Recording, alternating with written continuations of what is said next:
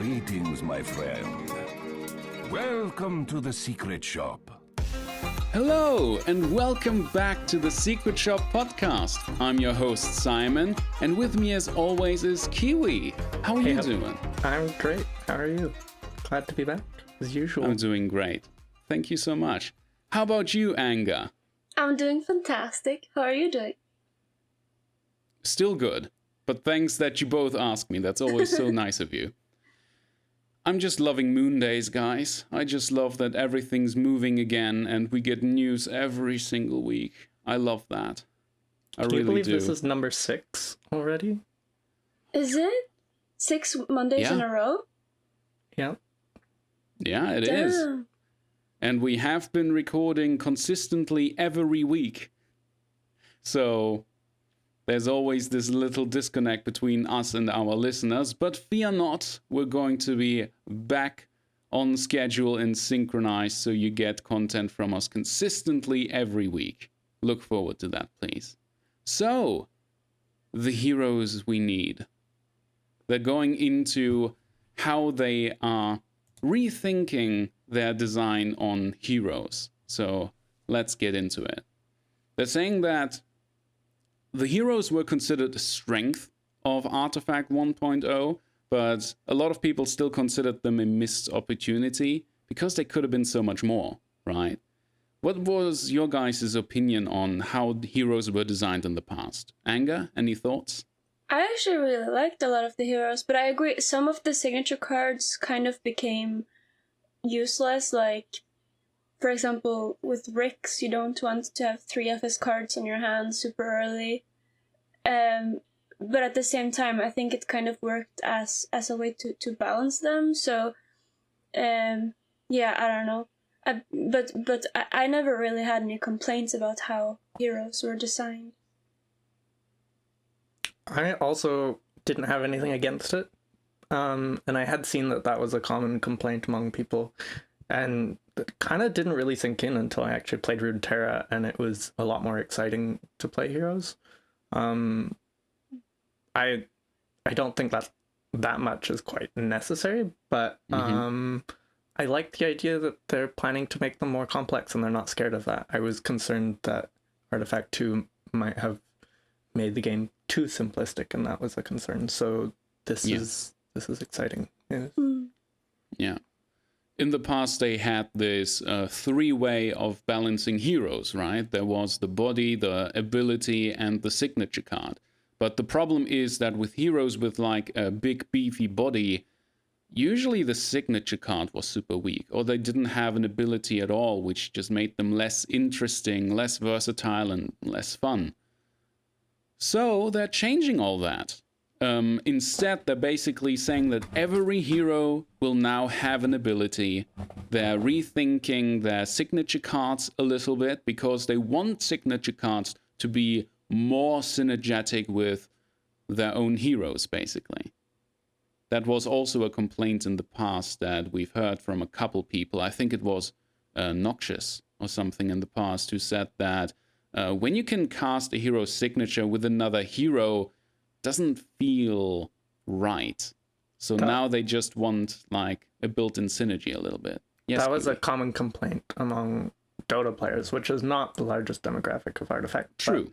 Is a significant portion, and that they all felt that it was weird to be playing them. So how they've addressed this by making there be a bonus or a synergy between a hero and its card, I think is a really neat way of accomplishing that. Yeah. That is definitely way more fun that way. So, all heroes have an ability, they are rethinking the synergy with their signature cards, and they're even saying that it's okay for a hero to have 2 abilities as long as one of them is a passive, for example. And it's fine to have very strong abilities on the board, because those become like interesting challenges to play around. Remember when we looked at Morphling Whelp a month ago? Yeah. And Anger asked, is it possible to get 2 abilities on one? Well, now we have the answer. And that makes Morphling Whelp more exciting as well, if he's going to have better abilities to steal. It seems like they are just scaling up the power strength of every hero equally. Yeah. And that is I'm excited. Yeah, exactly. So there's going to be some more valuable blockers for the Morphling Whelp, probably. Because you want those strong active and passive abilities. Anyways, what they're showing off here, though, are the basic heroes. First of all, we saw Debbi last week, and now we're seeing the other three, Keefe the Bold, Farvhan the Dreamer, and Jimmy the Wise. Kiwi, can you actually, since you are like the draft player, can you get into it and just tell us what is the role of basic heroes in draft? Because a lot of people consider them like those, you know, the weaker versions of other heroes that you just have to live with when you didn't draft properly or when you didn't get the heroes that you want. But like for a draft player like you, what is really the role of these basic heroes? So, because you have limited control over what heroes you have in draft, and especially because many people are avoiding rainbow drafts, the strength of the base heroes is extremely relevant to your picks. And so in draft, if you have two cards of equal strength from each color, it makes the most sense to pick in green or in black because those have the most viable base heroes for draft. Keefe is considered a strong body, but his card is currently useless. And Jimmy is, I don't know, questionable. So the safer colors to pick are green and black, and you would do so accordingly. Farvhan, when you first start the game, feels quite weak. And the more you play him, he turns out to be an above average hero. Because the game is a little bit slower and there's less removal, being able to give armor to creeps and making plays with making big creep walls can actually be really strong. And if you put like an arm or a mist on top of that, that can become 80 pressure. Debbi does good tower damage, has some removal. She's obviously not top tier, but she's just fine. Whereas compared to the other two, you don't really want to be playing red or blue without a hero. I don't want to be playing blue if I don't have a blue hero, and so it's a lot more risky to pick into those colors if you don't have a matching corresponding hero. So yeah, you mean non-basic hero? Yes. So the strength of the basic heroes actually dictated the meta of draft. And if each base hero is viable, that will not be a factor as much. So seeing the base heroes right away, this post on paper doesn't look as exciting as the other ones. And I felt the same way, but like reading a little bit deeper into it, it's actually just as good information. Very good. So, I mean, I think generally we can already say that all four of the basic heroes have become much stronger than before and way more synergetic and versatile. So, let me just make the start with Keefe the Bold. How about that? Keefe the Bold is still a red beefy card with a body of 3 attack and 8 health, but now his signature card has changed. It is now a 2 mana card, which allows the caster to swap with a neighboring position and then it taunts. And it still gives you initiative.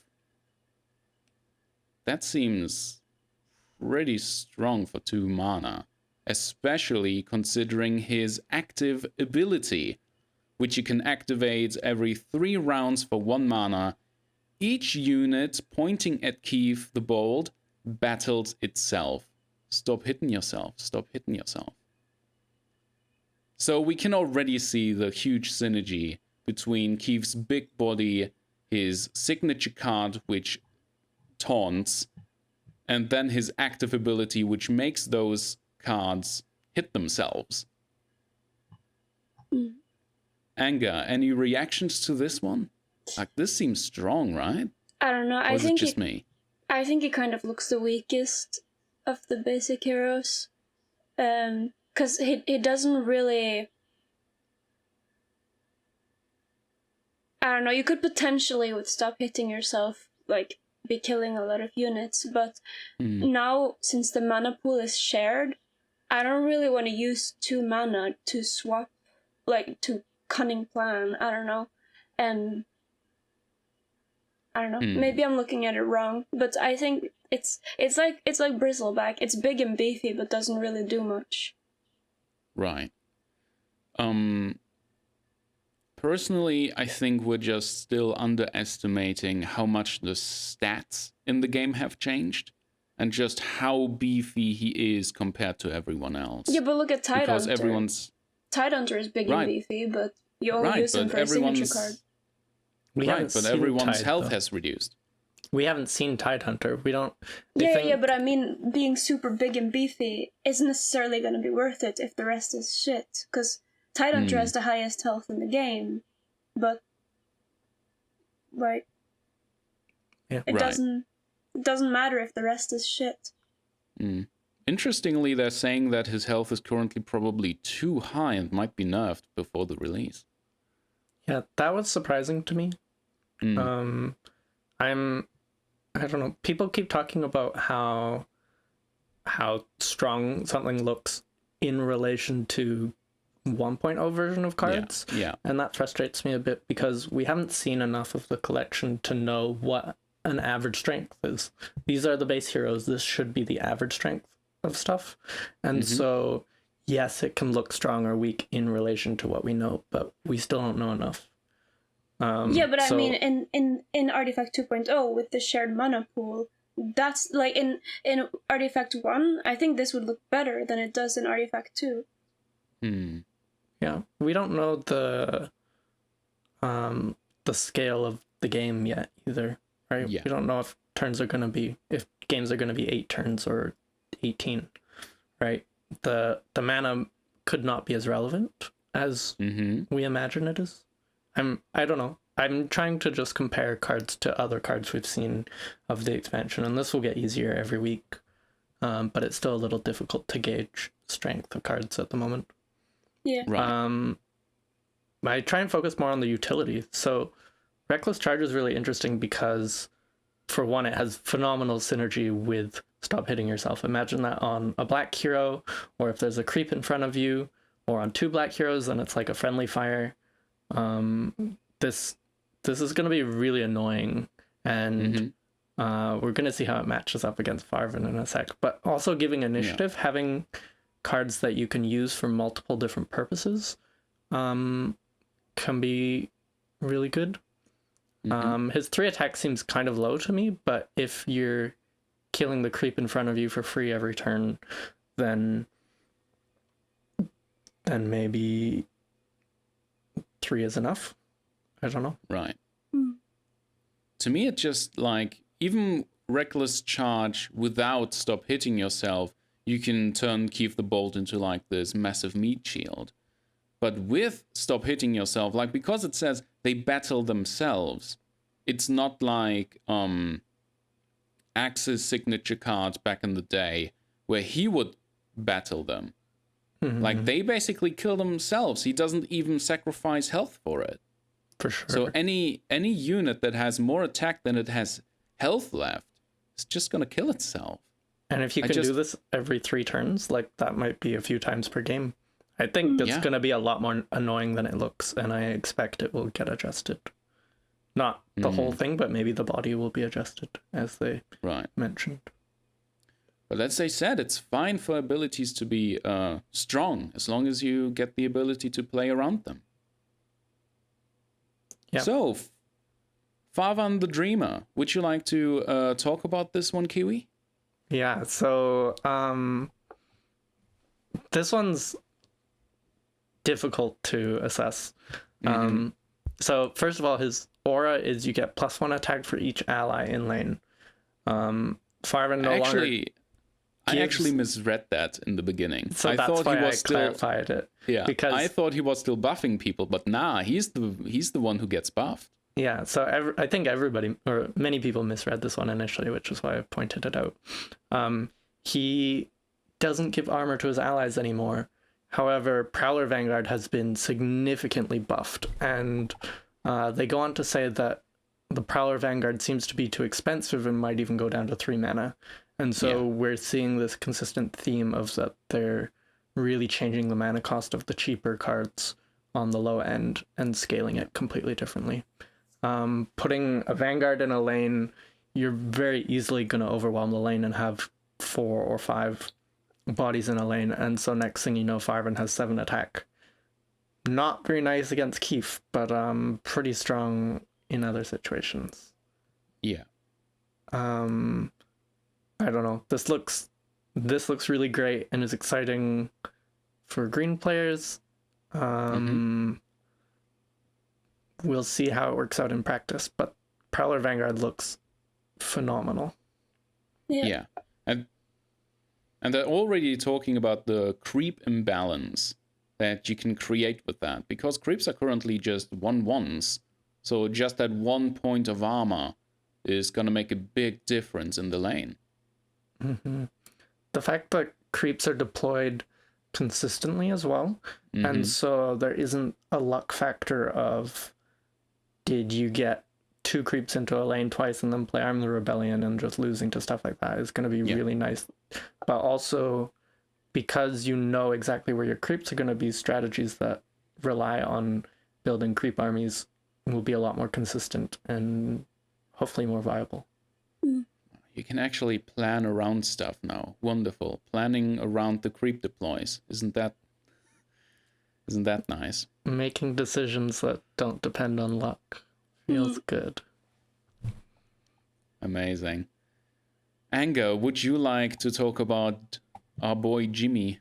Jimmy is now a 2/6, and his new signature card is Runic Instinct. I think it was always called that, but it's 2 mana now. It was battle control before, I believe. Battlefield control. Yeah.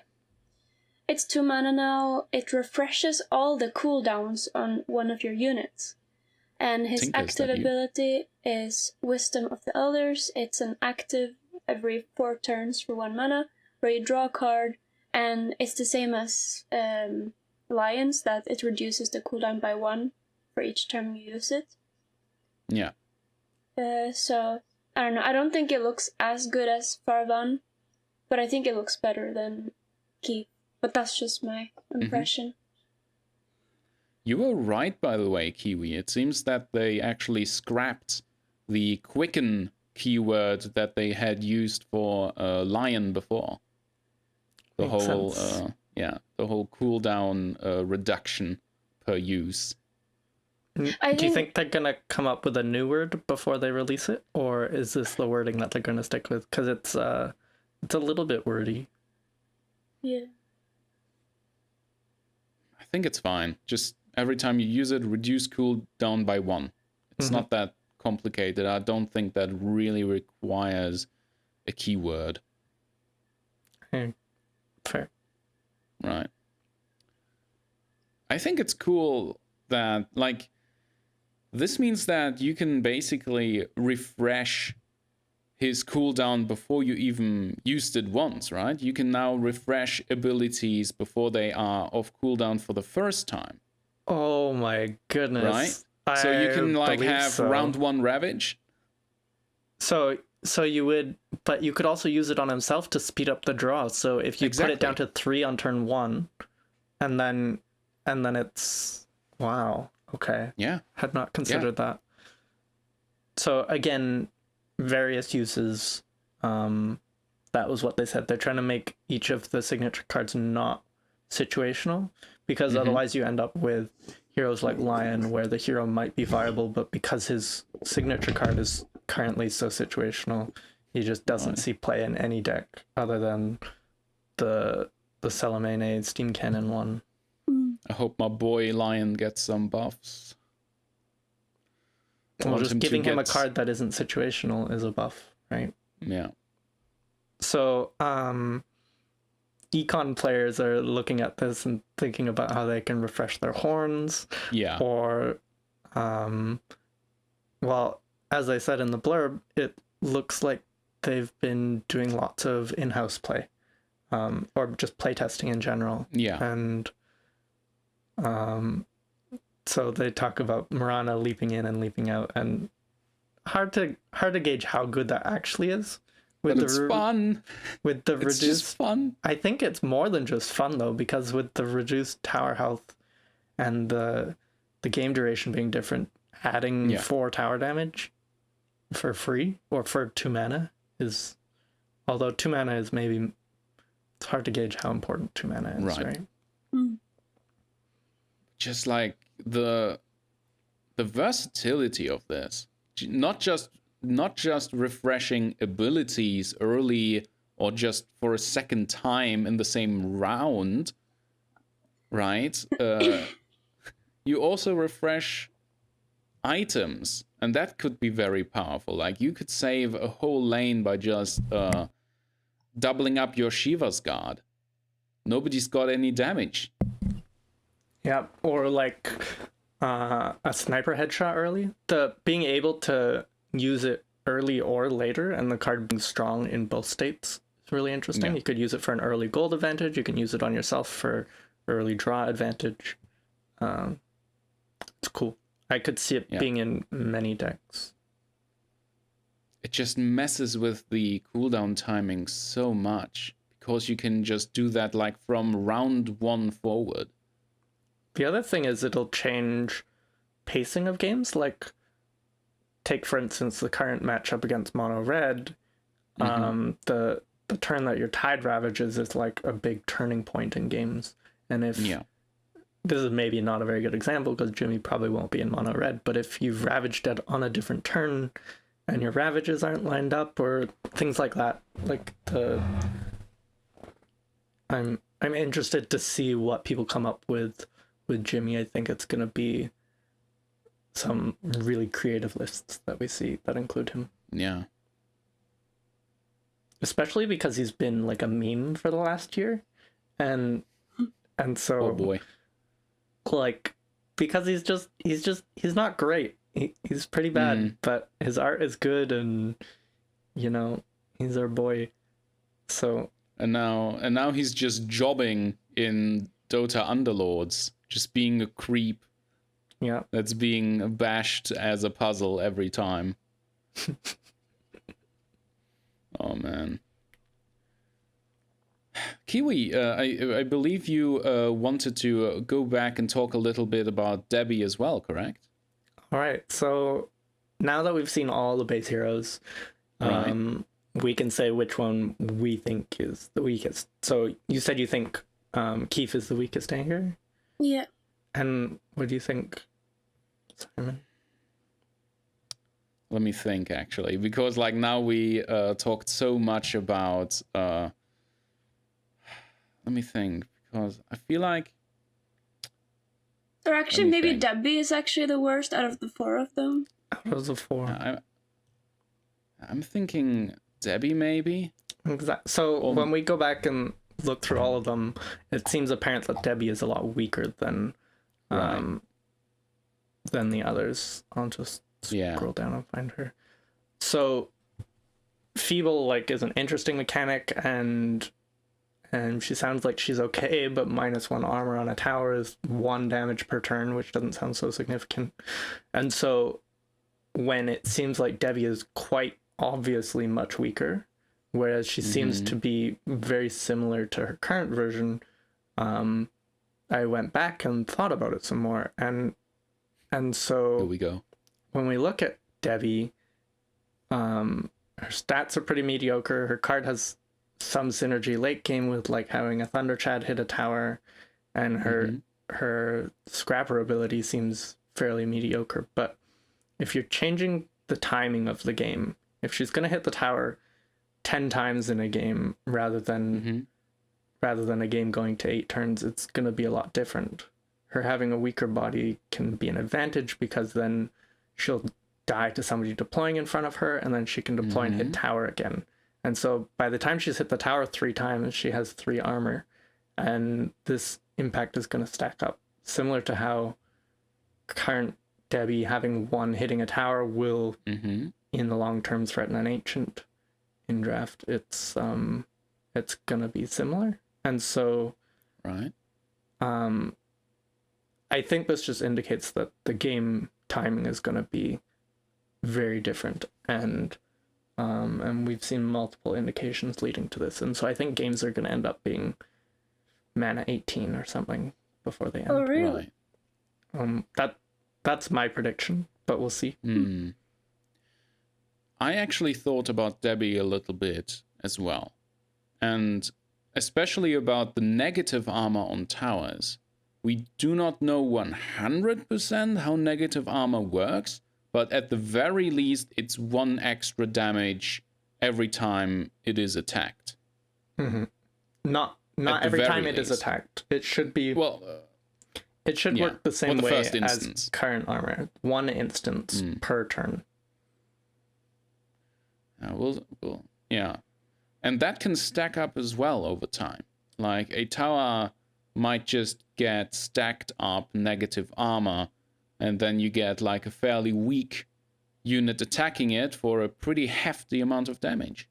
For sure. It's like the strength of her is going to depend on how long games are. And right. If games are the length that they currently are, she's going to be extremely weak and far, far weaker than the others. But if games are going to be a little bit longer, the longer they're going to be, the stronger Debbi's going to be. Just the fact that she can scale is really strong. And if you enfeeble a unit and then make it taunt, you actually get up to 3 units hitting that 1 feeble unit, and all of that damage is going to splash over to the tower as well. For sure. Or imagine that Keefe uses his taunt to block and he doesn't kill the targets, then you can enfeeble him or that sort of thing. Oh my god, you can you can counter Keefe when he uses his signature card to switch over and taunt. You can use no accident on him and feeble him. Yeah. Or if he's not using your punch yourself ability that turn. Right. Yeah. Exactly. If it's on cooldown or something. Interesting. Wow. So lots of little details that aren't immediately apparent that are coming out with each thing that we see on top of it.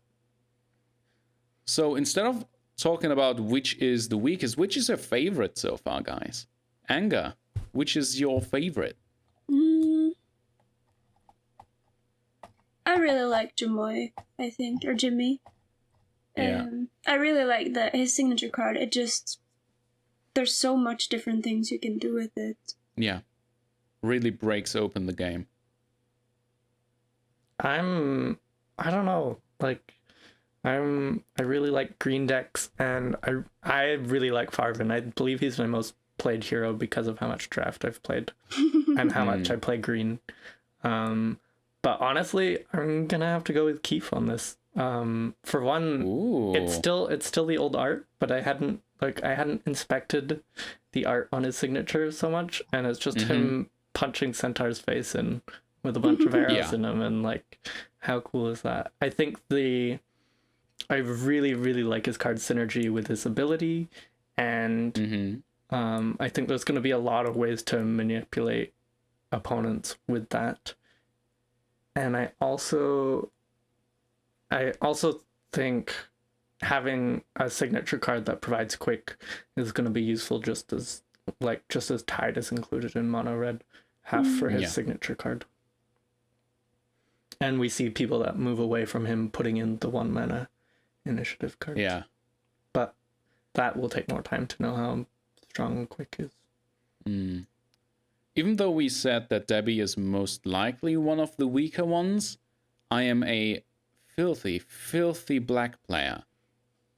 So I'm gonna go with Debbi as my favorite. Aggro black or econ black? Which one? Econ black or what? What was the econ or aggro? Which one is like where your heart lies? This one is lies? easy, Cymen. You don't have to think about this one. No, I actually like both. That's the thing. Yuck! I like Eco Black, yuck! Yeah. You're ruining the both. game for I like- everyone.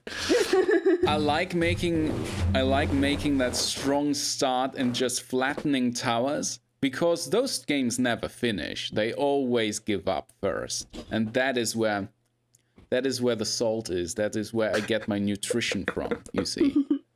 That is where I get all of my sodium intake from. But I also like Econ Black and getting all that money, because I love just making it rain in the secret shop, which is, my love for the secret shop is one of the reasons why Neon and I decided to call this podcast the Secret Shop Podcast. Thank you for listening. So I just love using So you gold. hate RNG and you play Econ Black and you rely on the Because secret it shop. eliminates The most RNG. It RNG in doesn't. the entire Yeah. game. Payday is Because the I can most just- is the most inconsistent card in Artifact, and it feels really bad if you lose to it, and it feels really bad if you don't draw it and you're playing black. But do you know how good it feels to win with it? No, and because to I literally never buy won with out it. the shop. Just buy out the shop. No, you don't get it, guys.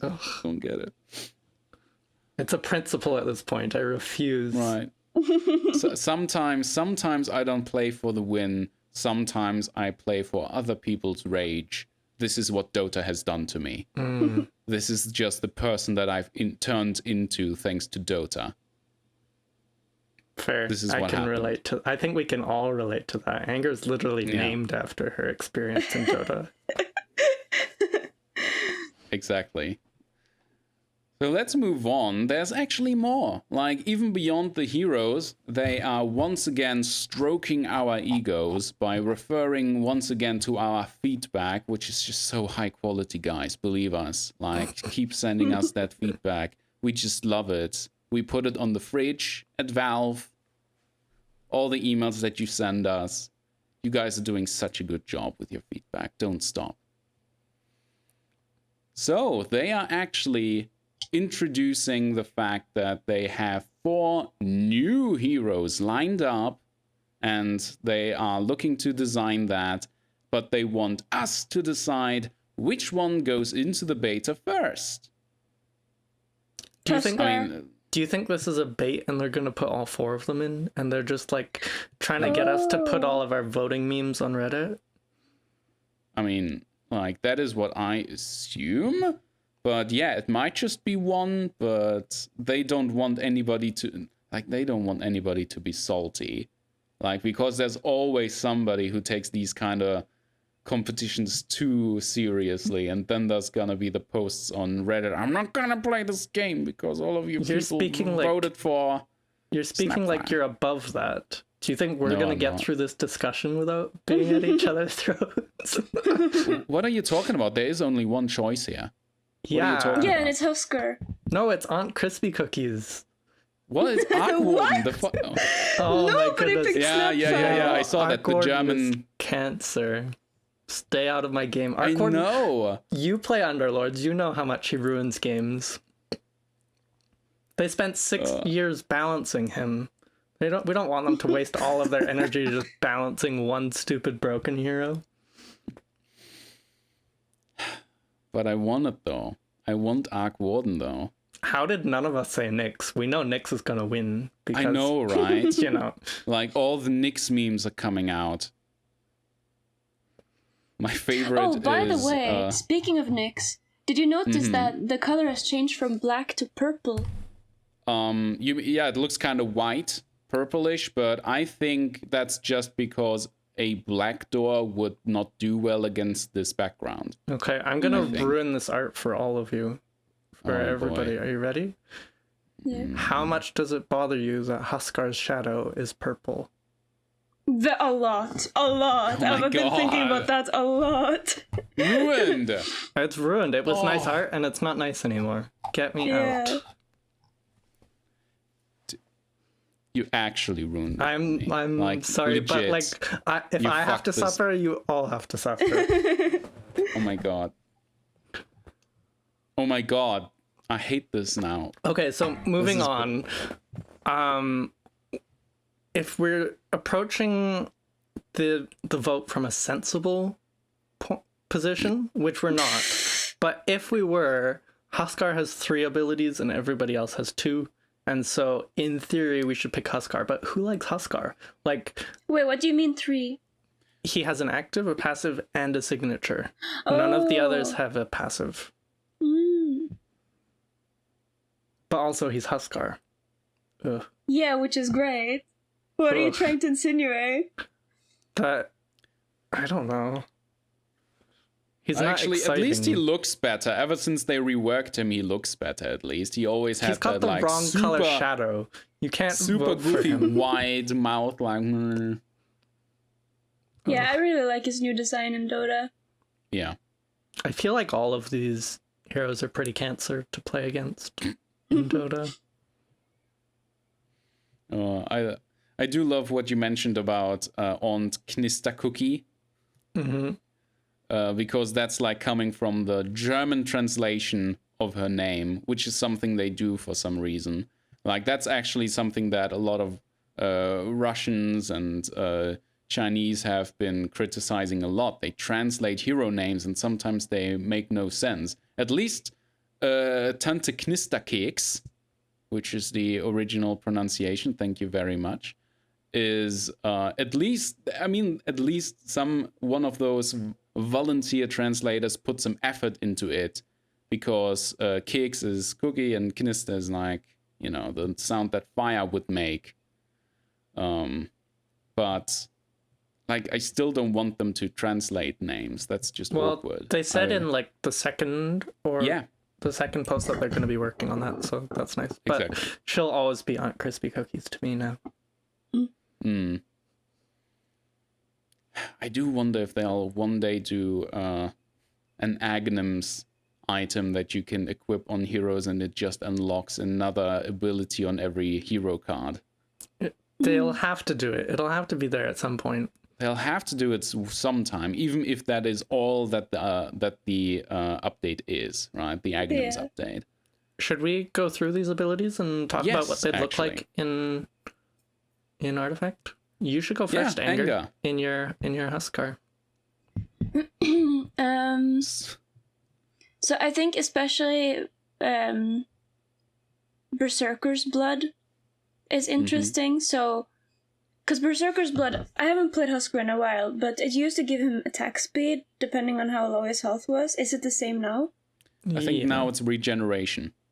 It's been changed a little bit, but in general, it's attack speed and sometimes magic resistance. So how would attack speed work in Artifact? I think it's going to be regeneration. Well, Inner Fire is going to be regeneration, isn't it? Isn't Inner Fire the one? Oh, Jesus Christ. Inner Fire, I think, got adapted into Berserker's Blood.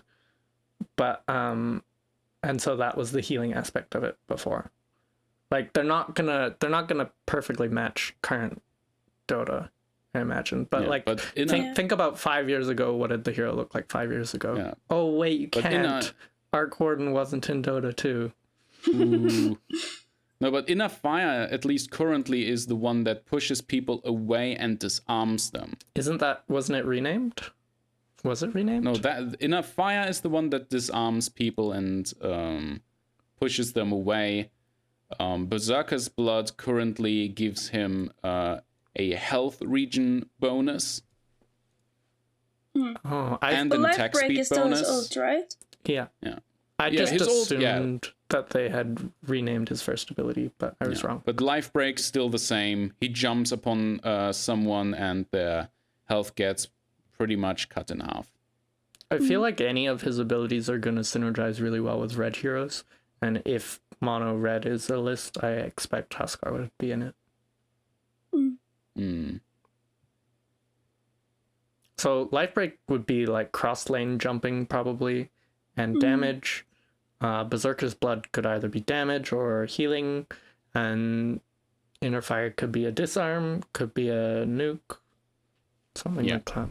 Do you think he's gonna be really tanky because of life break? If it takes 50% of both heroes' HP, maybe he's gonna be really, really tanky.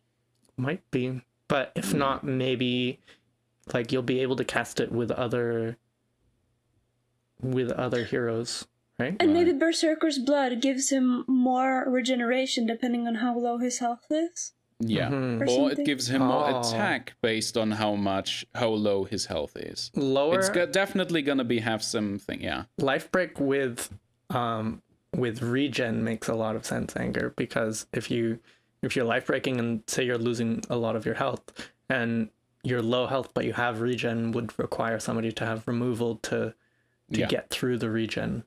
Otherwise he's just gonna be alive. Yeah.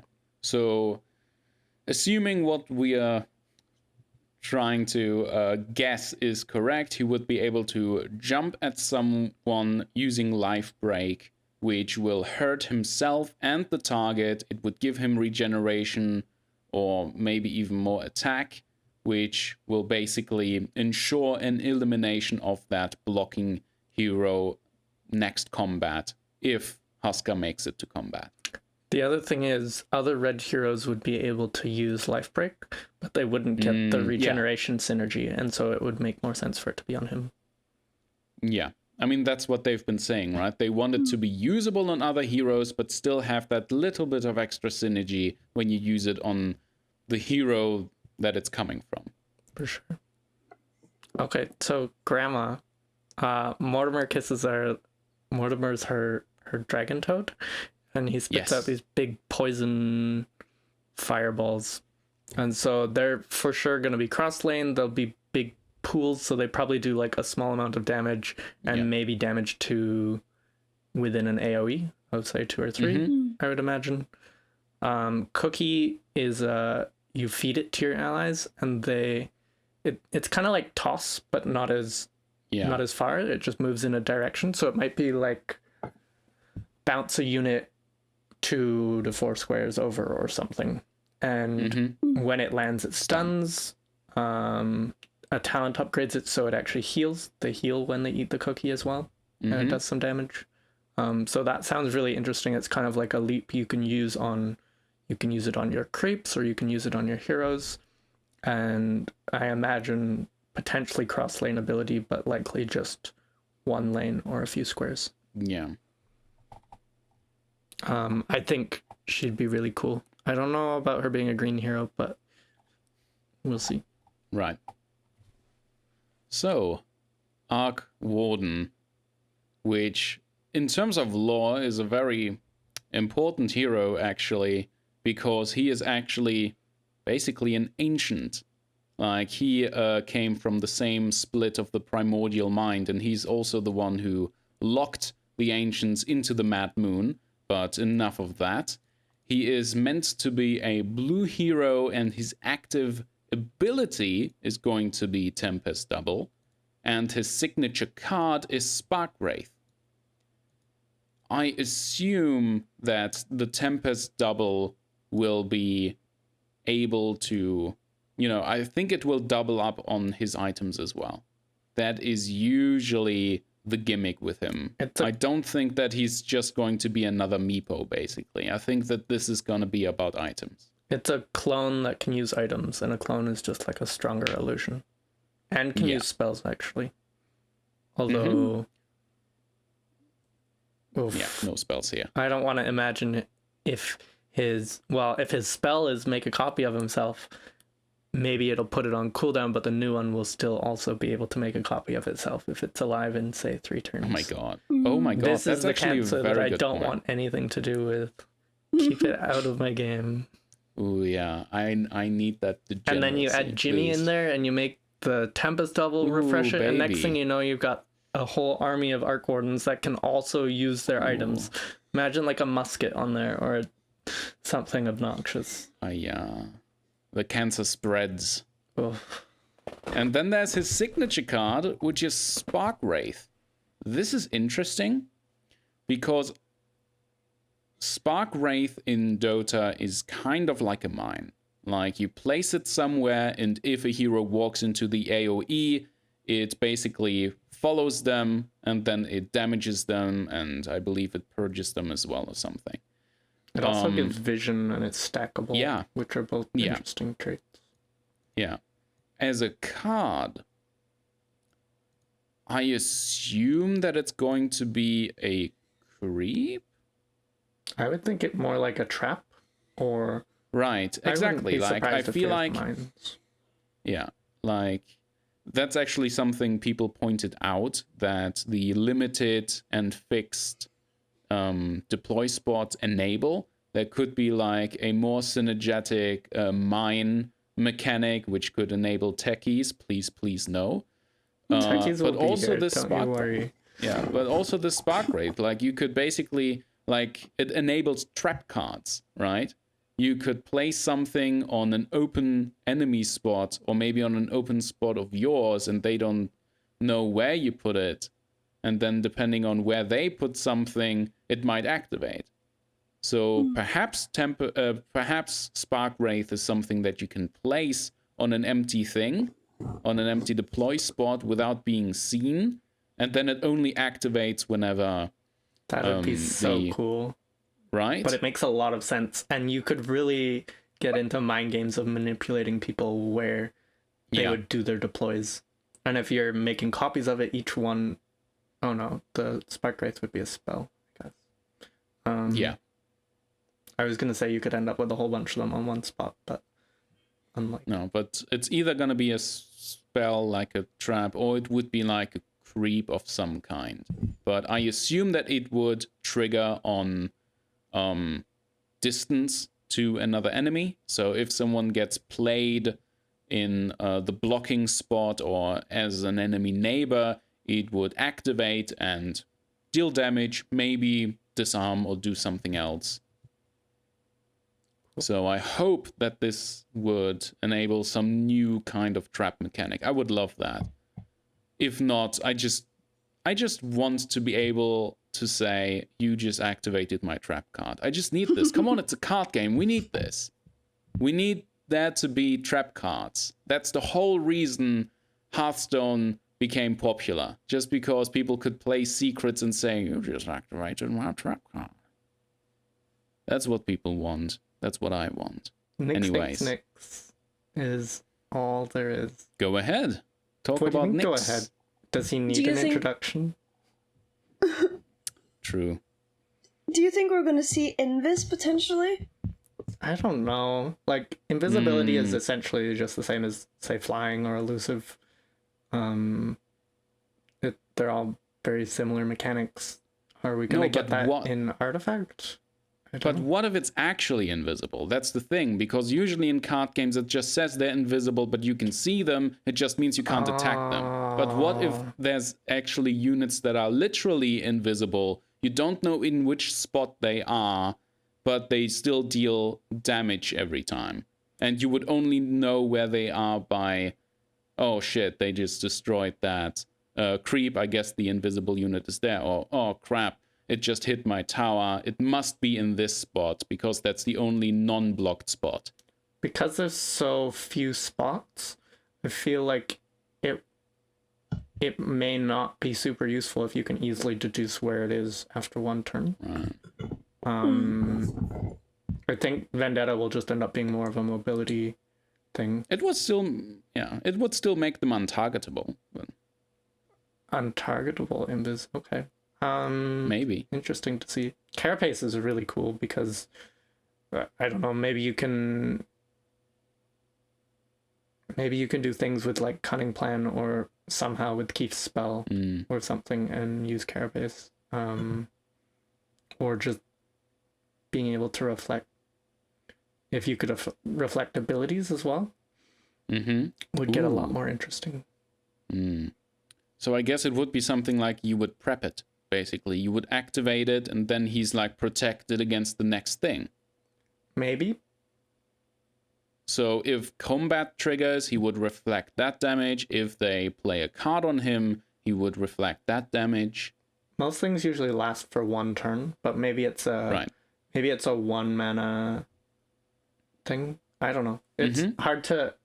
I'm having the most difficulty imagining mix in Artifact. Right.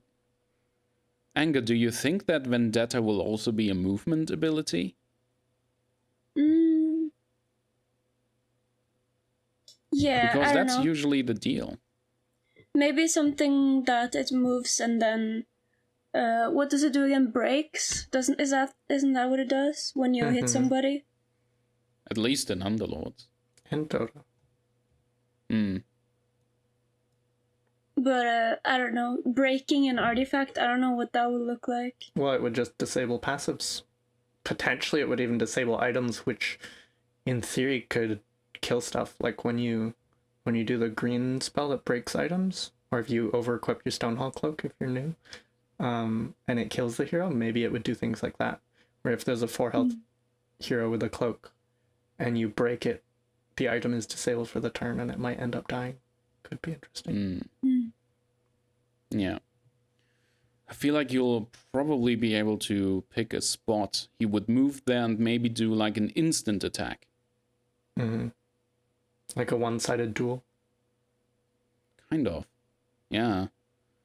Because otherwise it would literally just be another move to this spot, he gets extra damage for the next combat ability. That would be like, we have plenty of those already. I would like something that is a little more immediate. So something like Relentless Pursuit, basically, as a signature card, a stronger version of that. Makes sense. Moves to another spot and deals damage. And imagine if it breaks and you're like disabling Tide's Ravage on that turn or something. Lots of play around potential. Right. Cool. So, I think we all mentioned who our favorite is. And I'm just looking forward to more propaganda art from the fans. I didn't think this would happen, by the way. Like, people mentioned it in the thread, where it's like, oh man, people are totally gonna do some art to advertise for their favorite. And I'm like, I don't know if we're there yet as a community, but no. Hands down, like, I'm very pleasantly surprised to see all the high-quality art and shit posts and memes that have been coming out of this poll. Friendships Even have though been everyone... broken. Yeah. Even though most people probably already have a favorite and all the smart ones go for Warden. Wow, you think you're better than everybody else because you're smart. No, just 2 brains better than 1. That's all I'm saying. Same logic that applies to Ogre, obviously. I don't know. Snapfire has a dragon toad. That's 2 brains. And she's Doesn't old. look smart, though. I guess she's not as old as Artwork. Oh, yeah. Yeah, but she's wise. Is that what you're getting at? Plus, she's well, a keen. Red has no brains, so. But she's a checkmate. keen. She's Timbersaw's aunt. And she's Yeah. she's a keen, just like Mazzy and Sniper. Think about how much lore there would be. Man, when she was revealed, I actually thought that her existence would like confirm that way back in the day, before the Keen became technology obsessed, that they were actually like animal breeders and so on. Like, I thought that was like a theme for the Keen like way back in the day, and she just still riding her dragon toad, and back in the day the Keen would ride more stuff as well, but no, she's just old school like that, I guess. And, you know, there's this whole story of how she picked him up when she was still roving the land with her own gang. But I hope we'll just get more out of the Artifact single player, which I'm just getting more and more excited about every day. I just hope that it's not just a 1-hour tutorial. I really want that to last a little bit, to be honest, but we'll see. Like, it's still a card game. I guess I should temper my expectations, but I'm still just way too hyped for the single player. I'm sure that you feel the same, Anger. I think everyone feels the same. We keep getting... I feel like the one thing we didn't mention in this post is after the last one, it felt like we were a lot closer than we thought. And this one kind of went back to the slower pace. And it still seems like we're more than a month away. But that's okay. We're getting a much better picture of what the whole game looks like. And I don't know. I'm a lot more comfortable with it after these recent posts. Yeah, it is getting much easier to actually picture what this new world is going to look like. I feel like the overall excitement from the community is growing as well. There's a lot less anxiety, and it's nice. And a lot of people are realizing the new potential in the new rules and the new mechanics as well. Like, obviously, there were a lot of people who thought, oh, this new accessibility is making things easier. But since then, more and more people have actually been doing very in-depth discussions about what these changes really imply. And I think that most people are really on board now. So I'm loving this newfound positivity. I hope that it keeps going. Me too. And I look forward to our discussions every Monday. Exactly. And we hope that you, our dear listener, will be there with us and listen to it. So, as we put our foot out the door, is there anything else you guys want to mention, perhaps? I'm about to go play some B3H, and the month-end event should be this weekend. And then Are you in the green? I'm in the green. What do you think? I'm also in the green. Nice. Can you actually give surprised. Can you actually give some details about that to our listeners who may not be as informed? Yeah. So it sounds like it's going to be a much more regular thing, and so there's like 2 open events a week, and then based on your points throughout the month, then the top 32 will qualify for a month-end event. There's much more varied formats. Like at the moment, there's a lot of random 2-color, which is not as exciting, but there's some draft and some constructed, and there will be some popper lists, which is like no rares and stuff like that. So if you want to play a more varied format, and it's a lot more casual too, there's like a lot of people just come and join in for one, you can hop in that Discord and come join. Very It's nice cool to see tournaments popping back up. Yeah. And especially the B3H thing, they already announced that that's going to keep going up until the beta starts opening up. So and that including, they're going to be doing tournaments in both new and old Artifact, and then transition with that accordingly. So, if you guys want to catch up with all the best players of Artifact 1, and you want to see them transition into Artifact 2.0, you go and check out that B3H tournament. Maybe join the Discord. We'll put that in the description for you. How about that? Anga, what are you up to? Not much. What about Well, but you? last week you actually did that law competition, isn't that right? How did that go? Was it last week? I can't even keep track of time anymore. It was last week, I believe. Yeah, it went well. It was, unfortunately, I put it at the same time as B3H, because I thought B3H would be at midnight for some reason. Right. So I had to move it a bit later, and I also had to shorten it a little bit, so yeah. That's a shame, but Nice. it was really fun.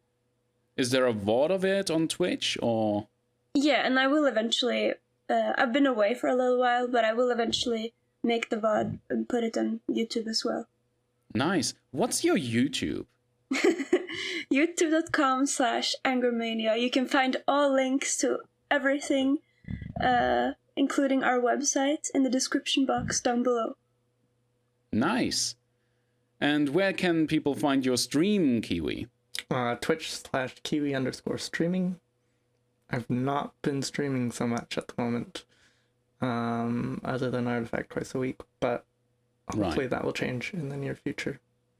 Very cool. And you guys can find me just on Twitter so far, which is at Cymen90. That's CYMEN Cymen90. Thank you so much for listening. If you guys want to catch up with past episodes, or you just want to give us that wonderful subscribe on a service of your choice, check out our website, which is secretshop.gg. There you can find all our audio episodes and all the services where we're available, as well as a link to our YouTube channel where we post all our video casts where you can see our faces and whatever other visual aids we put on screen. You can also mail us, mail@secretshop.gg, or you can slip into our DMs on Twitter @secretshopgg. Thank you so much for listening. Our wonderful producer is megaRammy, and you can find her on Twitter /megaRammy, RAMMY. Thank you very much, Rammy. Rammy is responsible for our newfound production values, which we are very proud of. So if you have any feedback concerning that, our production, you go to her. Thank you so much for listening. See you next week.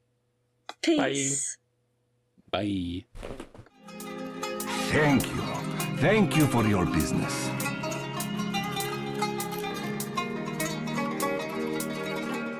Come again!